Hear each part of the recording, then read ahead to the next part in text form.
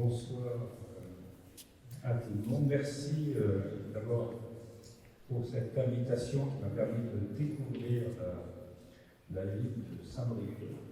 C'est une région de France où je viens extrêmement rarement, bien que ma femme soit d'origine bretonne. Bon, ça, c'est pas l'objet principal de ma présentation. Donc, ce qu'on m'a demandé de faire, c'est de vous présenter ce qu'on appelle l'état de l'art, c'est-à-dire dans toutes les disciplines scientifiques, il y a des échanges entre les personnes qui travaillent dans ce domaine et qui aboutissent à parfois un consensus. Et je vais vous expliquer comment, et c'est de façon brève, je vais vous expliquer comment, et puis vous expliquer ce qu'on trouve sur un certain nombre d'actions ou de dispositifs qui sont mis en place par les différentes polices qui existent dans les pays où ces dispositifs sont étudiés. Alors, moi, mon travail, je suis directeur de recherche au CNRS, ça veut dire que je ne dirige rien à part des projets de recherche, mais je ne dirige pas des services, je dirige des équipes qui réalisent des projets.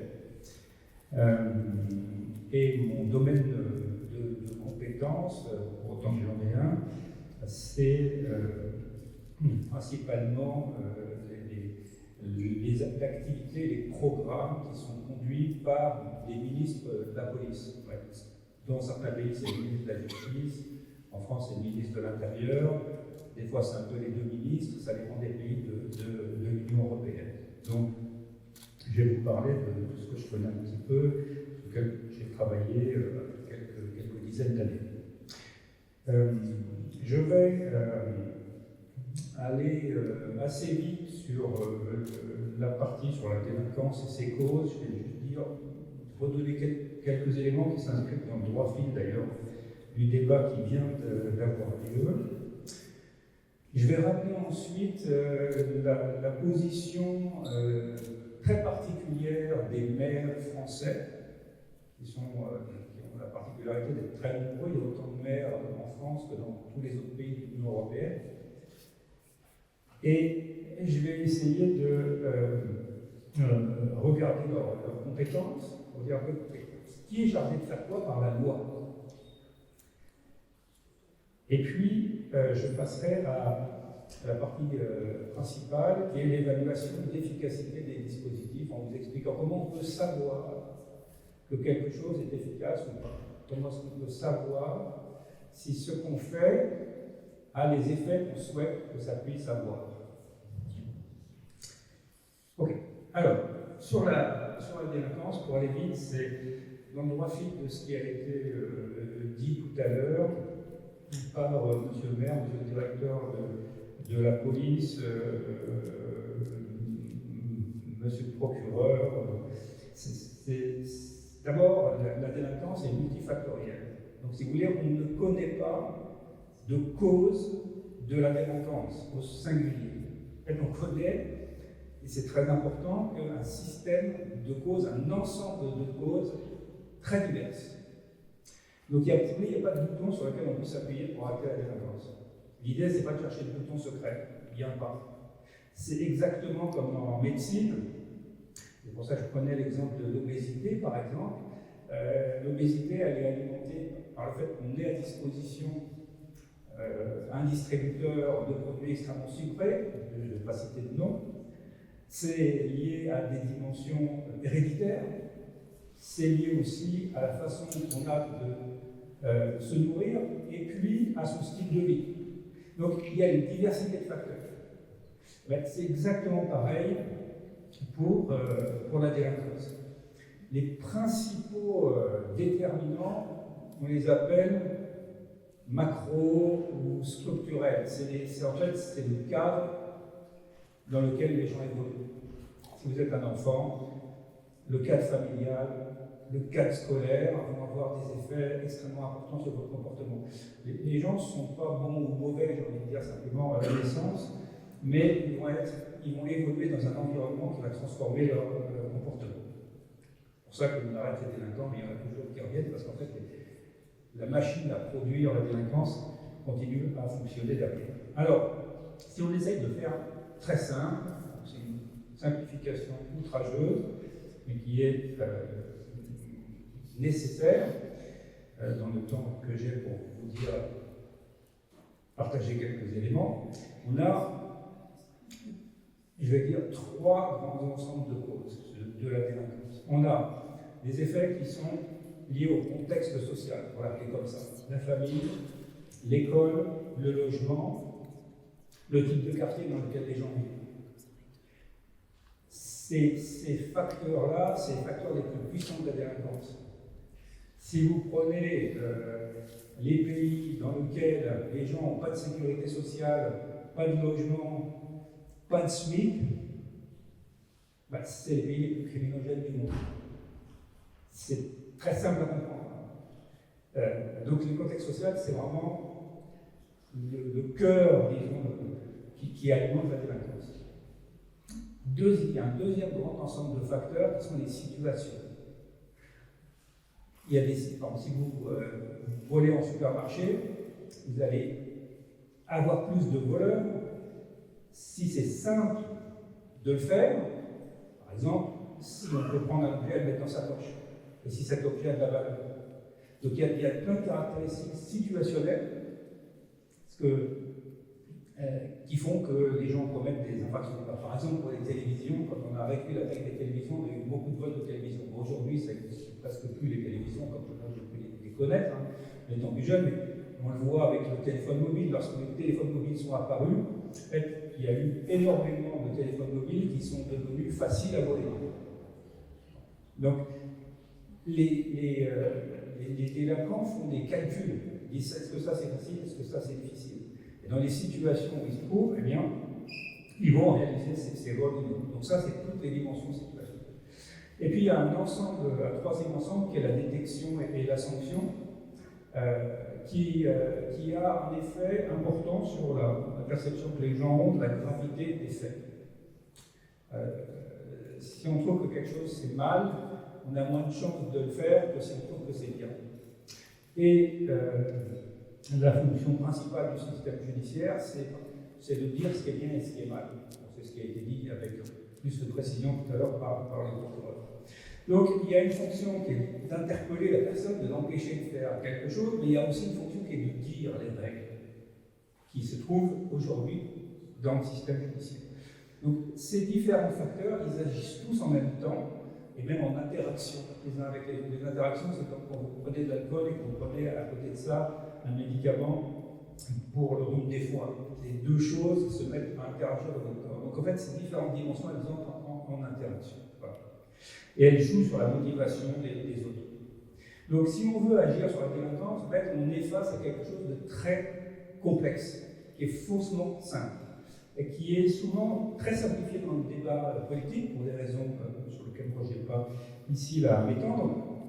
Mais si on descend dans la réalité des causes, encore une fois, il faut être très prudent.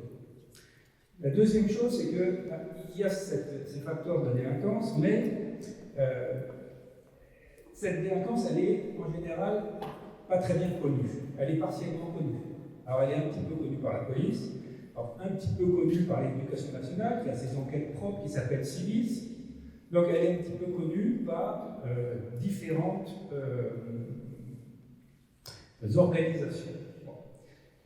Ce qui a été discuté tout à l'heure, et je vais ici juste défiler ces éléments sans y arrêter, c'était notamment les femmes victimes de violences physiques et ou sexuelles par leur conjoint. Et ce qu'on voit avec les outils dont on dispose, c'est qu'on a aujourd'hui un phénomène de surdéclaration par rapport au passé. C'est le bas des grandes barrettes bleues qui est bleu foncé, où on voit qu'on a beaucoup de faits qui sont déclarés qui ne datent pas de l'année à laquelle on les enregistre. Aujourd'hui, en 2025, beaucoup des violences contre les femmes qui sont déclarées n'ont pas eu lieu en 2025. Donc c'est ce qui a été dit tout à l'heure, je ne m'y étends pas, on n'a pas de preuve de l'augmentation du nombre réelles, si j'ose dire, des atteintes contre les femmes, des atteintes violentes contre les femmes.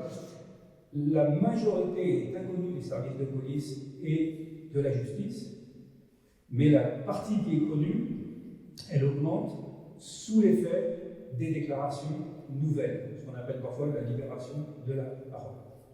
Donc, si vous voulez, les chiffres, ils ne sont pas plus objectifs que les sentiments. Les chiffres, ils reflètent la manière dont une société vit une question. Si les femmes disent, et c'est ce qu'elles font après 50 ans de lutte, c'est inacceptable de subir les violences et qu'elles vont vers la police, et que la police accepte de les entendre et qu'il y a une procédure qui est ouverte par la justice, à ce moment-là, la statistique entend la société. Mais il n'y a pas de séparation entre ce que les gens ressentent et ce qui est compté. Ce sont deux choses qui en fait sont complètement imbriquées. La statistique, elle est l'état moral d'une société, l'état sensible, l'état émotionnel d'une société. Elle compte ce qui nous paraît mal. Je viens sur le cadre politique et les responsabilités politiques. Pour faire simple, quand on regarde les maires aujourd'hui en France, je n'ai pas de sondage sur le maire de Saint-Brieuc, ce sont les seuls responsables politiques qui sont très majoritairement, qui bénéficient d'une code de confiance, on va dire, hein, d'une approbation morale de la part des Français. Si vous comparez le maire de la commune avec le président de la République, c'est de 1 à 3 l'écart. Ou le Premier ministre de 1 à 2. Ça, c'est la dernière étude qui a été faite par des collègues d'un centre d'études à Paris. Donc la particularité du maire, c'est qu'il est proche, logiquement, de ses électeurs, des citoyens, et qu'il a un très fort crédit moral, une très forte autorité morale. La deuxième partie de la réalité, c'est qu'il a des pouvoirs qui sont très limités, mais pas nuls, ça a été déjà expliqué tout à l'heure, mais qui sont très limités. On va regarder en quoi. Si on imagine que la délinquance a des causes multiples, comme je vous les ai présentées rapidement, suggérées rapidement, on peut chercher, en matière de prévention, par exemple, quels sont les pouvoirs du maire. Puis on peut faire la même chose ensuite en matière de répression, ce que je vous propose de faire très rapidement. Alors, pour faire ça, je vais directement à ma petite slide de conclusion. J'en fais peut-être pas quand même. J'essaie de gérer mon temps de parole et pour pouvoir vous dire les choses de l'efficacité des programmes. Bon, très simplement, en matière de logement, les éléments de prévention essentiels, en fait, c'est que pour la délinquance des jeunes, par exemple, c'est quoi? C'est d'avoir une famille qui a un logement, pouvoir manger à sa faim et d'avoir accès à l'éducation. En fait, c'est ça les éléments fondamentaux de la sécurité, c'est l'état-providence, pour le dire d'une phrase. Bon. En matière de logement, l'essentiel du cadre juridique est fixé par l'État. L'État, c'est le gouvernement central. Les définitions de la fiscalité qui permettent les aides, les subventions, tout ça est déterminé par l'État. Si on regarde au niveau du social, à nouveau, l'État central a un rôle tout à fait prédominant. Il définit le cadre juridique, le cadre réglementaire, il définit les règles de la protection sociale, les droits qu'on va avoir, il va définir les politiques de lutte contre la pauvreté, par exemple. Donc, l'essentiel des pouvoirs est confié par les institutions, par les règles qui gouvernent le fonctionnement de la République, est confié au niveau national. Dans le social, on a eu une décentralisation qui a donné un certain nombre de pouvoirs aux départements. Les départements sont, on dit, les chefs de file de l'action sociale, effectivement, ils gèrent un certain nombre d'allocations. Mais le cadre général, c'est l'État qui le fixe. Et les communes ont des leviers. Elles ont ce qu'on appelait avant un bureau d'aide sociale. Elles gèrent l'aide sociale facultative. Elles peuvent mettre aussi en place des médiateurs sociaux, des travailleurs sociaux. Elles peuvent développer des services de prévention spécialisés. Donc elles ont un certain nombre d'outils. En matière d'éducation, à nouveau, c'est l'État central qui a un rôle prépondérant. Bon, c'est une chose qui est connue, je vais peut-être simplement voilà, ne pas m'y arrêter, mais les responsabilités des maires sont confinées aux écoles maternelles et élémentaires, disons à l'infrastructure, mais ce sont les pouvoirs publics nationaux qui décident de comment on devient professeur, comment on forme des professeurs, et qui paye les professeurs. Bon. Donc c'est l'État central qui gère cette politique. En matière de détection et de répression, pour aller vite, le maire a des pouvoirs de police municipale. Et il y a eu depuis 1980 un retour des polices municipales en France. La France est un peu comme l'Italie ou l'Espagne, c'est des pays un peu spéciaux de ce point de vue-là. Il y a des pays à police municipale, mais dans lesquels les polices municipales sont les forces principales, par exemple le cas de la Belgique. Mais en France, on a une particularité, c'est qu'elles sont des forces, on va dire, complémentaires. Bon. Et depuis les années 80, se sont beaucoup développées. Vous avez des petits graphiques là, qui sont produits par la Cour des comptes qui montrent l'élévation du nombre des agents qui travaillent dans les polices municipales. Les maires ont aussi mis en place des dispositifs comme les centres de supervision urbaine où les flux des caméras vidéo arrivent. C'est Patrick Balkany qui a, bien connu, développé la première. J'ai vérifié par moi-même qui avait été, à vous dire, le premier maire qui avait porté ce développement technologique. Et c'est les lois Pasqua en 1995 qui ont encadré l'usage de la vidéo telle qu'on la connaît aujourd'hui. Parce que le maire peut installer des caméras, mais la loi lui impose un certain nombre de manières de faire, notamment en ce qui concerne la conservation des images. Voilà, donc aujourd'hui, il y a un développement des polices municipales, mais le système de police reste centralisé. La France est un pays centralisé. L'essentiel des effectifs, c'est la police et la gendarmerie nationale. Et en matière judiciaire, le système de justice n'est pas, comme en Allemagne ou comme en Suisse, un système régional. C'est un système national. Donc, en gros, si vous voulez, si je résume ce que j'ai dit, la France est un pays centralisé. Il y a eu des lois de décentralisation, mais on est toujours très centralisé. Et donc, si on regarde les leviers dont disposent les élus locaux, et pas uniquement le maire de Saint-Brieuc, eh bien, ils sont des leviers qui existent, mais l'essentiel des leviers sont dans les mains du gouvernement national. Je saute parce que je suis en retard sur mon débat.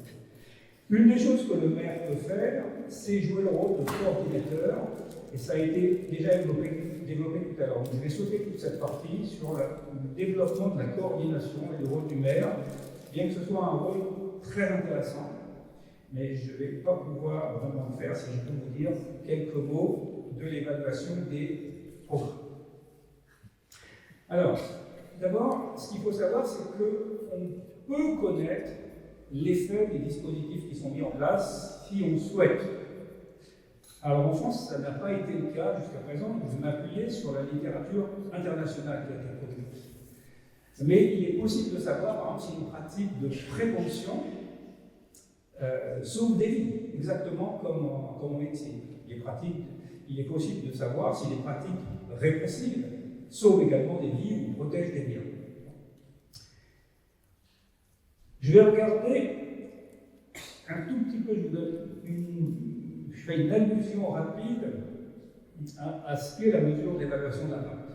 Donc, ce sont des techniques qui ont été utilisées, je vais prendre l'exemple de la médecine, c'est le plus simple, pour savoir si un traitement médical est efficace.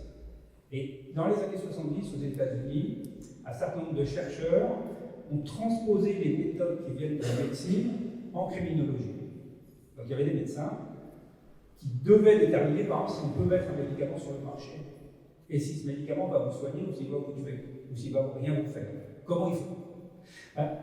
Ils développent des méthodologies que vous connaissez, peut-être, mais je pense que vous les connaissez, qui consistent simplement à comparer les gens qui prennent un traitement avec un groupe qui prend un placebo. Vous avez entendu parler des placebos, en fait, c'est va dire, une gélule qui ne contient aucun principe actif. Donc, on donne à deux groupes, l'un on lui donne le vrai médicament, l'autre on lui donne le placebo qui n'a pas de principe actif.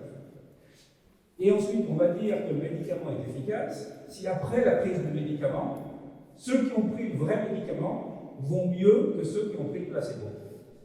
Et ça veut dire qu'on compare les évolutions de l'état de santé du malade avant et après la prise du médicament par rapport à avant et après la prise du placebo. C'est comme ça qu'on fait. On appelle ça des différences dans la différence. Bon. Ça, c'est la méthode standard qui est utilisée pour déterminer si un programme est efficace. Il faut comparer les choses, et il faut comparer avant et après. Si on ne fait pas ça, on ne peut pas parler d'efficacité. Une fois qu'on a fait cette étude, en fait, on va rassembler dans des synthèses de la littérature, on va rassembler dans ce qu'on appelle des méta-analyses, les résultats de l'ensemble des analyses séparées. Je vais prendre le cas pour les maladies, mettons une forme de cancer. Les médecins, ils vont créer une analyse quantitative de l'ensemble des analyses qui ont été faites sur les traitements du cancer pour savoir si en moyenne on a un effet positif. Je ne sais pas si vous êtes perdu ou pas, si vous pouvez lever le bras en disant que ça va pas du tout. Donc, on fait deux choses. Un, on crée des études qui ont un standard de méthode qui permet de tester la causalité. On compare avant et après le groupe expérimental et le groupe de contrôle. Et ensuite, on rassemble toutes les études qui ont fait ça sur un sujet bien précis. Ça s'appelle une méta-analyse. J'ai pris un peu de temps pour vous dire ça parce que ce n'est pas l'avis d'un expert ou ce n'est pas une opinion. Les méta-analyses, c'est un système de synthèse de la connaissance scientifique qui est utilisé dans les sciences médicales et maintenant dans les sciences humaines. Alors, je vous donne des petits exemples. D'abord, l'effet des armes. La police britannique, elle n'est pas armée pour 80% des agents. Les policiers britanniques ne portent pas d'armes, comme les Norvégiens, comme les Islandais, comme les policiers de Nouvelle-Zélande. Il y a un certain nombre de polices qui ne portent pas d'armes à feu. Mais on peut les équiper avec des pistolets à impulsion électrique et puis des pistolets qui vous électrocutent. Bon. Qu'est-ce qui se passe quand on équipe les policiers avec des armes qui électrocutent? Eh bien, il y a des collègues de l'Université de Cambridge qui ont fait une étude avec les standards que je vous indiquais et qui ont montré que lorsque les policiers sont équipés avec des armes, ça déclenche plus d'agressivité, y compris contre les policiers. Quand vous voyez une menace, vous avez tendance à être plus agressif. C'est intéressant parce que ça pousse à considérer le pour et le contre dans la décision d'équiper la police avec des armes qui sont des armes à létalité réduite. Voilà. Ça, c'est un travail qui a été fait par l'Université de Cambridge en collaboration avec la Met, qui est la police de la City. La City, c'est la partie d'affaires, les grandes tours que vous voyez toujours dans les films lorsque il se passe à Londres. Deuxième illustration, alors ça, la vidéosurveillance a fait l'objet de plus de 40 études reconnues comme étant fiables. Et ça fait maintenant, ça fait 40 années qu'on étudie la vidéosurveillance, et on a maintenant un grand nombre d'études qui ont été faites. Alors, aucune n'a été réalisée en France sur la partie de la dissuasion, est-ce que équiper dissuade. Ce qu'on trouve, c'est qu'il y a en moyenne une baisse modeste de la délinquance qui est associée avec la vidéosurveillance. Mais quand on sépare les types de lieux, on voit que les effets de la vidéosurveillance sont positifs, c'est-à-dire qu'ils dissuadent dans les espaces qui sont des lieux fermés. Et il y a une représentation graphique que vous avez à côté de moi qui montre que on appelle ça les tailles des faits, c'est la distance du point par rapport à cette ligne médiane, sont significatifs dès lors qu'on est dans des lieux qui sont des lieux fermés. Donc on a en moyenne un petit effet positif, mais cet petit effet positif, il vient intégralement de l'usage de la vidéosurveillance dans les lieux fermés. C'est intéressant, parce que si vous avez des ressources limitées, c'est souvent le cas des pouvoirs publics, quel que soit le niveau, ben vous pouvez choisir d'utiliser l'outil là où la probabilité qu'il ait un effet protecteur soit la plus faible. Vous pouvez aussi choisir, évidemment, de faire le contraire. Les études sont simplement des indications, ce ne sont pas des instructions données aux pouvoirs politiques qui restent souverains dans la décision de les utiliser ou pas. Il y a eu une seule étude qui a été faite en France, par contre, sur l'utilisation de la vidéosurveillance pour la détection des infractions, en collaboration avec le Centre de recherche de la Gendarmerie nationale, et on arrive à des résultats qui, on va dire, montrent un effet modeste, où on a plus ou moins 1% des faits qui sont élucidés à l'aide de la vidéosurveillance publique. Donc, c'est un total qu'il faut rapporter au coût du dispositif. Et ça, à nouveau, c'est un calcul politique, ce sont les responsables politiques qui doivent estimer si 1% ça vaut le prix qu'ils vont payer pour mettre en place le dispositif. Okay. Il y a des choses qui ne marchent pas. Donc la vidéosurveillance, ça marche dans certains cas, ça ne marche pas dans d'autres cas. Il y a des choses qui ne marchent pas, c'est les contrôles d'identité. Et un des exemples paroxystiques de l'absence d'effet des contrôles d'identité, c'est la ville de New York. Et ils ont permis de réaliser une expérimentation de type médical malgré eux, parce que en 2013, le maire de New York défendait l'utilisation massive des contrôles d'identité, perd les élections. Et aux États-Unis, les patrons de la police, ce sont les maires. D'un côté, la CIA, le FBI, le ICE, etc., sont les organes fédéraux, mais l'essentiel des agents, ils travaillent sous l'autorité des maires. Donc quand le maire change, la politique municipale, et donc la politique policière, peut complètement changer. Et là, c'est ce qui se passe. C'est ce que vous avez sur le petit graphique. Vous voyez, ils appellent stop and frisk, l'équivalent, disons, de stop and frisk, c'est le contrôle d'identité. Vous voyez la politique du maire de Bloomberg d'élever considérablement le nombre de contrôles d'identité, et puis après la décision de la Cour de justice de l'État de New York, le maire suivant décide de réduire au maximum les contrôles d'identité. Et ce que vous voyez, ce que vous peut-être devinez sur les courbes, c'est qu'en fait les courbes de la délinquance et les courbes des contrôles d'identité n'ont rien à voir. Ce sont deux phénomènes qui appartiennent à des réalités différentes. Je vais sauter ça, et je vous dis peut-être un mot, je m'arrête sur des patrouilles de police. Donc, une des choses que fait la police très souvent, c'est de patrouiller. Et dans tous les pays du monde, l'essentiel des effectifs de police étaient utilisés pour les patrouilles.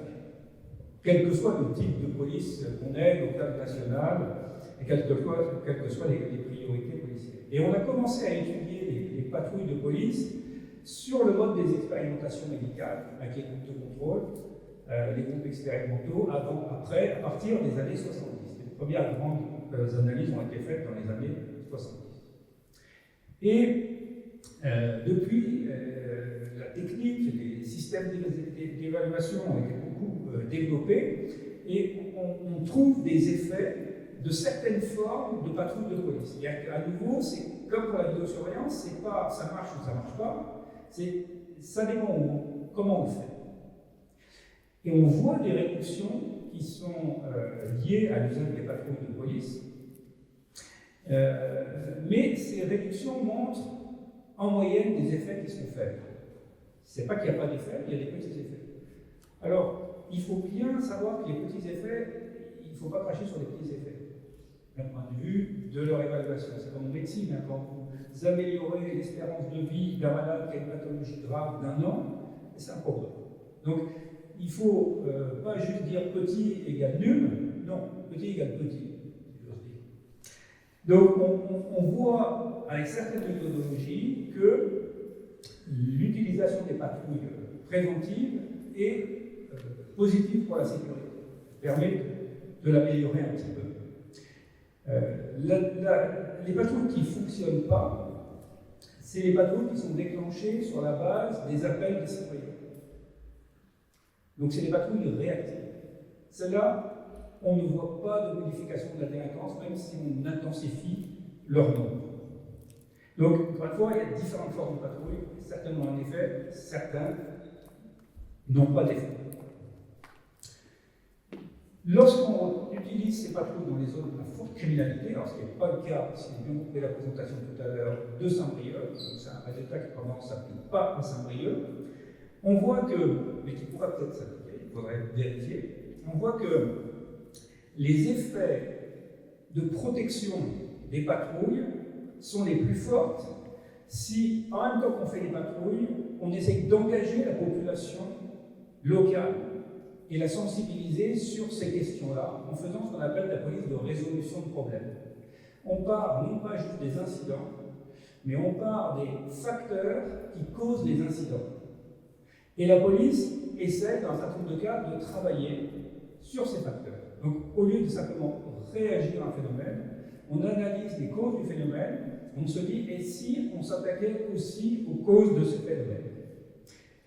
Ce qui ne fonctionne pas, c'est les formes les plus agressives de police, qui ont été un peu symbolisées par l'expression tolérance zéro. Lorsqu'on utilise cette forme de police-là, on n'obtient pas de baisse, et on a aussi pas mal de risques de biais ethniques, ce qu'on appelle en France le délit de faciès. Et cette approche de résolution de problèmes, ce qui est intéressant, c'est que plus on associe de partenaires différents, associatifs, médicaux, scolaires, policiers, plus on associe de partenaires différents pour essayer de résoudre les problèmes en amont, plus on obtient des faits des patrouilles de police. Par exemple, plus on est dans une approche de résolution de problèmes plus globale et pas juste réactive, plus on obtient de résultats. J'espère que je ne vous ai pas trop endormi, je m'arrête là. Désolé d'avoir dépassé aussi le temps. Merci pour votre attention. Merci beaucoup.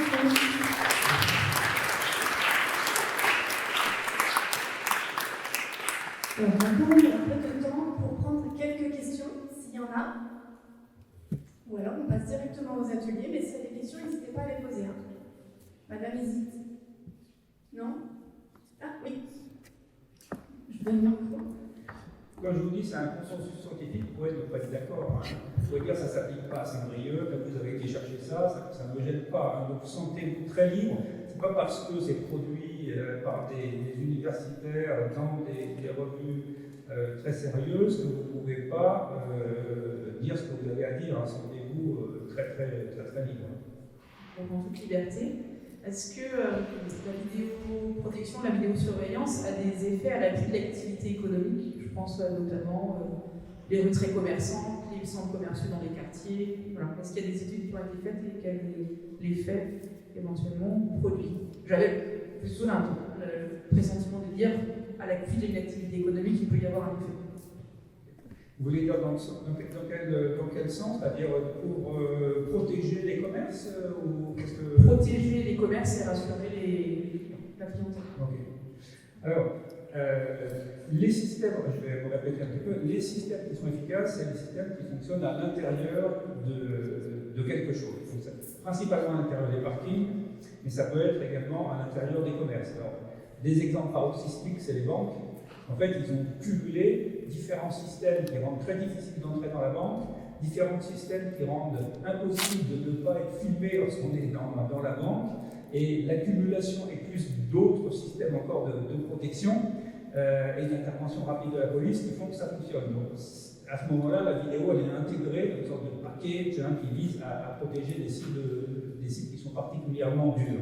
Voilà, donc ça marche, encore une fois, plutôt mieux dès lors qu'on est à l'intérieur de quelque chose. Pourquoi? Probablement parce que la vidéo permet une détection lorsqu'il y a une surveillance en direct des images, et que cette détection, elle peut permettre une intervention, et que beaucoup de centres commerciaux ont des personnels qui sont chargés d'intervenir en cas de détection d'une démarque inconnue, d'un vol. Donc, Donc ce sont des circonstances qui rendent le système plus performant.